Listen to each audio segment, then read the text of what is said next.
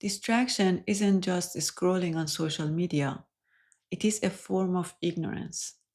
It is the gradual act of living yourself and your truth, and then wondering why life doesn't feel right or why you feel like a stranger to yourself. Maybe that's why the famous author Kafka said, evil is the distraction. In my experience, the further I go, the more I realize how true that is. Because distraction feels kind of harmless or even normal. We don't realize the price we are paying for it. We don't notice it until something goes really wrong, and then we suddenly realize how far we have drifted from ourselves. Most people don't lose themselves suddenly, they drift gradually. Through distraction, they fall into a way of being and living that is far from who they are.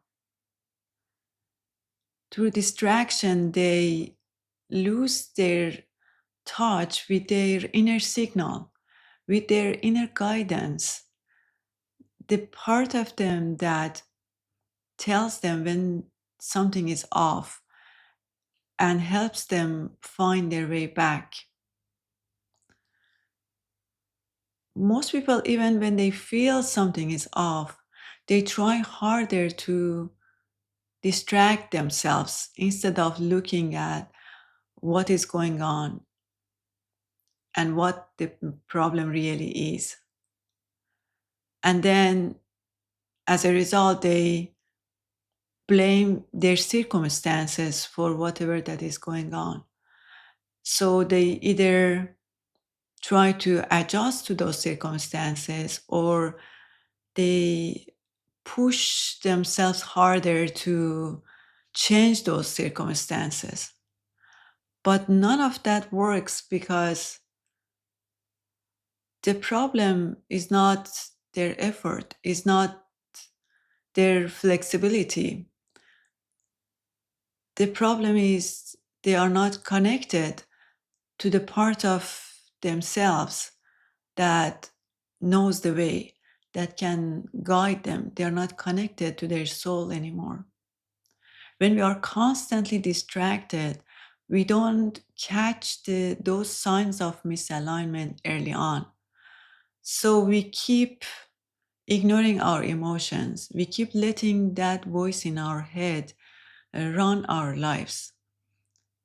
And we don't do that just by scrolling on social media.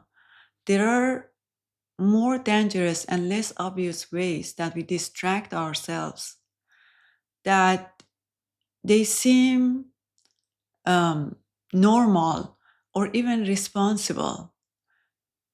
And I want to talk about those ways, and I'm going to read them from my notes because I feel that way they're going to be more clear. Busyness is one of them. Always doing, fixing, planning, improving something. You have constant activity so you don't have to feel. Busyness creates the illusion of progress while keeping you disconnected from yourself. Overthinking is another one. Constantly thinking instead of feeling, constantly analyzing, constant mental noise. It looks like intelligence, but it keeps you disconnected from your body and your truth. People can be distraction too. Losing yourself in conversations, relationships, crowds, always tuned into others so you don't have to face what is happening inside you. Always distracting yourself so you don't have to be that inner child that so much longs for your attention. Self-improvement can turn into distraction.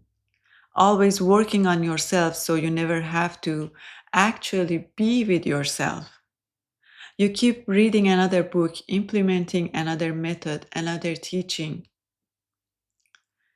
This last one is subtle but also common. Spirituality.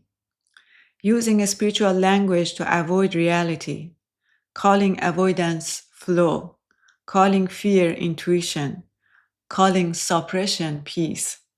And then there is, of course, scrolling, substances, food, entertainment, constant stimulation that fills every quiet moment. We do this because the silence for most of us has become a scary place.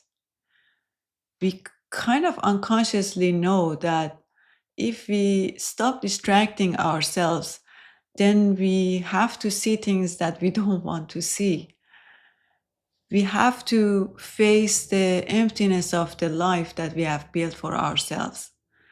We have to face the emotions that we spent years suppressing them. But facing that emptiness and facing those suppressed emotions is the only way through. Yes, it is not comfortable, but all that discomfort is a transition phase. We don't have to stay there forever. On the other side of that transition phase, on the other side of facing that emptiness, those suppressed emotions, being with that inner child that has always been scared, is the piece of being back to yourself, is the piece of finally living a life that is aligned with who you are. So I think the antidote to distraction is presence, because presence removes all your excuses to be distracted. In presence, you cannot unknow what you know. You can't pretend something is fine when it is not. You can't keep betraying yourself and not really feeling it in your whole body, in your whole being.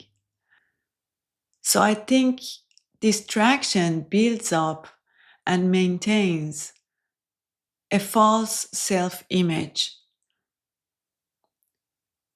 and presence dissolves that false self-image. When you realize what distraction is taking from you, which is your clarity, your direction, your true sense of self, then a choice comes in, continuing to live in distraction or choosing presence. And as always, that decision is completely yours. Until next time.